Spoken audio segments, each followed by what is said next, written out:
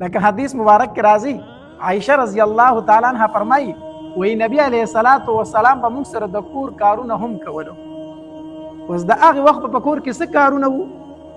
دا نن سبا چې کوم کارونه دي خدا خو نشته دی کنه. قالینونه صفا کول او کمرې صفا کول او فریجونه صفا کول دا شیزونه خو هغه زمانه کې ساده ژوند و.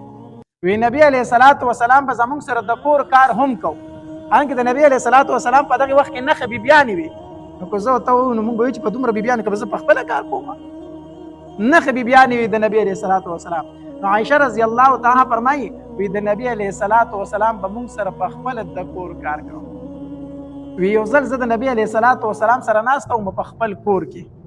وی په دې دوران کې بلې بیبي نبی علیه الصلاۃ والسلام له د خوراک څه شی راولېږه په کاسه کې. وینځ یې ورکړی و چې دا نبی علیه الصلاۃ والسلام له اوسه.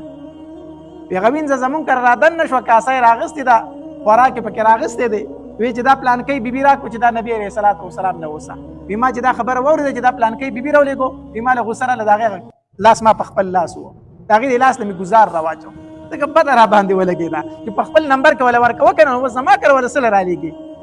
بنو خدایي که نه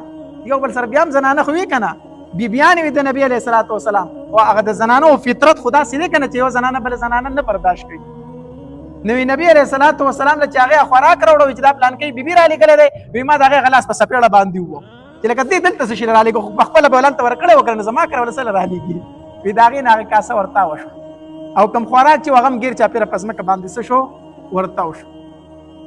نبی علیه الصلاۃ والسلام صرف دومره ووي چې میندې مو تباه شه، میندې مو تباه شه. دا د نبی علیه الصلاۃ والسلام کله بې اختیاره به یې داسې الفاظ د خولې نه وتلو. کله به یې وي خلاص دې په خاورو کې کړ شه، کله به یې تندی دې په خاورو کې ککړ شه. دا به کله کله د نبي علیه السلام د خولې نه داسې بې اختیاره د الفاظ وتل. وي موږ ته ووایي چې میندې خو تباه شه، دا څه کوئ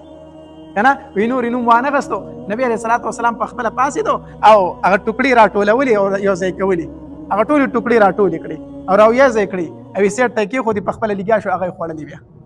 او یې کوټې ته دننه شو. وي زما نوی لوښی یې راواغست، نوې کاسه یې راواغسته، هغې وینځلې یې ورکړه چې دا اوس هغې پلانکۍ له اوسه ځکه دې ورله لوښی مات کړو، دې ورله څه مات کړو؟ لوښی مات کړو. وي ما ته وایي چې عایشه اوس دې دغه سزا ده چې دا هغې له به ته اوس دا لوښی ورکوې. ګوره دا د نبي علیه السلام څه اخلاق مبارک و. نور یې ورته هېڅ ونه وي. که زه ورته وی او داسې سره راغلی وی که نه، نو چې هغې داسې کړی وی نو پاسېدلی و پسې چې ښه دا چلونه کوي، زه ناست یم او ته دا کار کوي، زه ناست یم او ته د هغې نه لوښې ورته وکړو. نو د والو نه به وال زیات او د کنځلو نه به کنځل زیات. خو نبي علیه الصلاۃ والسلام نوم وانغست، نوم یې وانغستو. صرف دومره ورته وي دا نبي علیه السلام د خپلې بې اختیاره الفاظو میندې مو هلاکې شه، دا څه کوئ، دا څه کوئ تاسو. نو د نبي علیه الصلاۃ والسلام اخلاق مبارکه په کور کې داسې کله کله به د بیبیانو سره ټوکې کولې، ټکالې کولې. دا د نبي علیه الصلاۃ والسلام د خپلو بیبیانو سره ژوند و ژوند. حدیث مبارک کې راځي عایشه رضی الله تعالی فرمایي وي د نبي علیه الصلاۃ والسلام سره په یو سفر کې روانه وم، نو داسې یو خوشي بیابان ته ورسېدو. که خوشي بیابان و نبي علیه الصلاۃ والسلام صحابه کرامو ته ویل که ځئ مخکې شابه واوړئ، زر زر مخکې ځئ. ټول صحابه کرام لاړو، زه نه پاتې شوم او نبي علیه الصلاۃ والسلام پاتې شو. ما ته نبي علیه السلام داسې وکتل، ما ته ویل چې عایشه وایي چې د منډې مقابله نه کوو، خوشي میدان دی. ما ته د الله پاک پیغمبره ولې نه؟ وایي چې منډه وکړه، زه به دغه ټایم کې وړه وم، جینۍ وم، زه دې په منډه کې مخکې شوم. ماشومان منډه تېزه وایي که چېرته غټ سړی چېرته وړکي، زه دې په منډه کې مخکې شوم. ما ته د الله پاک پیغمبره ومې درنه ګټله. وایي چې عایشې ودې ګټله. ډېره موده تېره شو، بیا ورسره چېرته اتفاقي په بل سفر کې روان وم. بیا یو غزا تلو، داسې خوشی بیابان بیا راغی. وی نبي علیه الصلاۃ والسلام صحابه کرامو ته وفرمایل چې لکه شابه زر زر ځئ، مخکې واوړئ. ټول صحابه کرام لاړو. چې پناه شو، ما ته نبي علیه السلام بیا وکتل چې عایشه د منډې مقابله نه کوو. ما چې د الله پاک پیغمبره ولې نه؟ چې دا ځل خو منډه وواله، نبي علیه الصلاۃ والسلام رانه مخکې شو. وجه دا وه چې زه لږه موټی شوي وم، غټه شوي وم. زنانه چې اکثر واده وشي بیا وروسته لږې غټې شي. زه د بدن نه پنډه شوي وم لږه، نو منډه مې تېزه نه شوه، نبي علیه السلام رانه په منډه کې مخکې شو. ما ته نبي علیه السلام چې داسې وکتل مسکی شو. ما ته چې عایشه بدل دې خلاص شو، مخکې تا ګټلې او اوس ما وګټله. ګوره دا د نبي علیه السلام د خپلو بیبیانو سره څه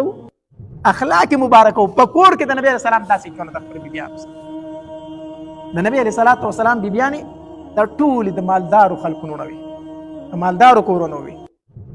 ډېر په ناز باندې لویې شوي وي. لکه ام حبیبه رضی الله تعالی عنها، دا د ابو سفیان رضی الله تعالی عنه لور وه. ابو سفیان رضی الله تعالی عنه خو د مکې سردار و، ملک و د مکې. دا د یو سردار د یو ملک لور و ام حبیبه رضی الله تعالی عنها. جویریه رضی الله تعالی عنها دا د حارث ابن زرار رضی الله تعالی عنه لور وه. حارث ابن زرار دا د روغې قبیلې سردار او مشر او دارنګې صفیه رضی الله تعالی دا د خوی ابن اخطب دا د بنو قریظه مشر پاتې شوی دی دا د هغه لور وه او عایشه رضی الله تعالی عنها دا د ابوبکر رضی الله تعالی لور وه او حفصه رضی الله تعالی دا د عمر رضی الله تعالی لور وه ام سلمه رضی الله تعالی عنها دا د مکې د قریشو د غټ خاندان نونه وي د غټو خاندانونو جنکۍ وي دا د نبی علیه الصلاة والسلام کومې بیبیانې چې وین دا د ټولو غټو خلکو نونه وي خپل وړوکوالی خپل ځواني ډېره په ښه انداز سره تېره کړې وه خو د نبی علیه الصلاة والسلام په کور کې بیا خو څه نه و د نبی علیه السلام په کور کې څه نه و هلته خو نبی علیه الصلاة والسلام صرف په آخرت باندې نظر و نبی علیه السلام به فرمایي زمونږ د دنیا د یو بل سره سویمه ده زمونږ د دنیا د یو بل سره سویمه ده زمونږ د دنیا د یو بل سره هېڅ نشته دی زمونږ نظر صرف په آخرت باندې دی کعب بن عجرة رضی الله عنه فرمایي یو ځل مې د نبی علیه الصلاة والسلام د مخ مبارک ته داسې وکتل که نه نو ډېر د لوږې اثر پې و دا رنګ یې زیړ شوی و داسې زه پوه شوم چې نبی علیه الصلاة والسلام ډېر سخت وږی دی وی کور ته خپل ته لاړم نو زما په کور کې هم څه شی د خوراک نه کور کې هېڅ نه خپل هم د خوراک څه نه وي داسې سارا طرف ته ووتم ما چې څه چل وکړم د نبي علیه السلام دا لوږه خو زما نه برداشت کېږي سارا طرف ته ووتم او په دې غم کې روان یم چې څه چل وکړم وی یو یهودي و باغ یې اوبه کوم بوکې راخیجولې او باغ یې اوبه کوم ما ورته وی چې دا باغ درله زه اوبه کوم نو ماله به څه مزدوري راکړې وی چې او ما چې څه مزدوري به راکوې وی چې په یوه بوکه باندې به درته یوه کجوره میلاوي یوه بوکه دې راوخیجوله د اوبو تا ته به یوه کجوره میلاوي ما ورته چې ټیک ده منظور ده راته وی شروع شوم هغه یهودي له مې هغه باغ اوبه کو چې څه بوکې مې راوخیجولې د هغې په مقدار راته کجورې میلاو شي کجورې مې راواغستې په منډه باندې مې نبي علیه الصلاة والسلام له ځان راورسوم نبی علیه السلام ته مې کجوري کېښودې نبی علیه السلام ډېر په مینه باندې هغه کجوري وخوړې وږې او ډېر په مینه یې وخوړلې بیا راته وایي چې کعبه دا کجوري د کوم طرفه وي دا دې د کوم ځای نه راوړي ما ورته کیسه وکړې د الله پاکه پیغمبره دا دې مخ مبارک ته مې وکتل که نه په دې د لوږې اثر و ما نه برداشت ونه شو سارا ته ووتم ځکه په کور کې راکرم څه نه و یو یهودي باغ اوبه کو نو د هغې سره لګیا شوم ما ورسره لږه مزدوري وکړو نو دا کجوري مې واغستې دا مې تاله راوړې نبي علیه الصلاة والسلام راته ډېرې دعاګانې وکړې ډېرې دعاګانې راته وکړې چې الله دې په مال کې برکت واچوه کعب بن عجرة ډېرې دعاګانې راته یې وکړې نو د نبي علیه الصلاة والسلام په کور کې خو بیا داسې حالت و چې په میاشتو پکې اور نه بلېدو او بیبیانې ټولې د غټو خاندانونو وي نو چې کله داسې په مدینه منوره کې فتوحات شروع شو که نه فتح رالې او په مال غنیمت کې څه مال راغی نو د نبي علیه الصلاة والسلام بیبیانې رالې او د نبي علیه الصلاة والسلام نه مطالبه وکړه چې د الله پاک پیغمبره موږ له اوس په نان نفقه کې لږ زیادت وکړه اوس پر خو تا سره څه نه موږ در سره ګزاره کوله خو اوس خو فتوحات وشو ټول صحابه کرام مالدار شو ټول ښه شوي دي نو موږ لم لږ دې نفقه کې په دې جوړه جامه کې لږ زیادت وکړه که نه دې کې راله لږ زیاتوالی وکړه نبي علیه الصلاة والسلام په دې خبره باندې خفه شو او قسم یې وکړه چې زه به یو میاشت تاسو خواله نه راځم په دغې ورځو کې اتفاقي نبي علیه السلام د اس نه غورځېدلی او پنډۍ م لږه زخمي شوې وه داسې بالخانه وه نبي علیه الصلاة والسلام هغې ته وختو منافقینو بار دا خبره مشهوره کړه وی نبي علیه السلام خپلو بیبیانو له طلاق ورکړو دا خبره مشهوره کړه دا خبره عمر رضی الله تعالی فرمایي وی زما یو ګاونډي و وی زه به داسې په هفته کې یو ورځ تلمه کوبا ته به تلمه هلته به ما ځان له مونځ کوو بیا به واپس راتلم نو یو ورځ به هغه ته یو ورځ به زه تلمه ما هغه ته ویلو چې په کومه ورځ باندې زه د مدینې منورې نه بار یم نو ستا دا ډیوټي ده چې نبي علیه الصلاة والسلام کوم حدیث بیانوي چې زه راشم ما ته بیا بیانوي او که ته بار ته وتې وي نو زه به در هغې پورې یم چې تر څو پورې ته نه یې راغلی چې د نبي علیه السلام ژوند بیا زه تا ته بیان کړم د صحابه کرامو مینه وه وی چې کله به زه تلم ما به دې ګاونډي ته وي چې ته به نه ځې چې زه واپس راشم چې د نبي علیه السلام کوم ژوند دی کوم حدیث بیان کړي هغه به ما ته بیانوي او که ته نه وي نو زه به د مدینې نه بار ته بیا نه وځم چې بیا درته د نبي علیه السلام ژوند او حدیث مبارکه زه بیان د ګاونډي سره مې دا خبره کړې وه وی زه تللی وم چې واپس رالم هغه ملګري مې راته دروازه وټکوله خو ډېره په تلوار او په تیزۍ وارخطا یې راته دروازه وټکوله ما ورته چې بار ته ووتم ما ورته وی چې څه چل دی ولې هغه په دغې ورځو کې د حبشي بادشاه چې کوم هغه د حملې کولو اراده م کړې وه په مدینه منوره باندې ما ورته وی چې ولې په مدینه منوره باندې هغه بادشاه حمله وکړه کو ما ته وی چې نه هغه حمله نه ده کړې خو د دې نه غټ خبر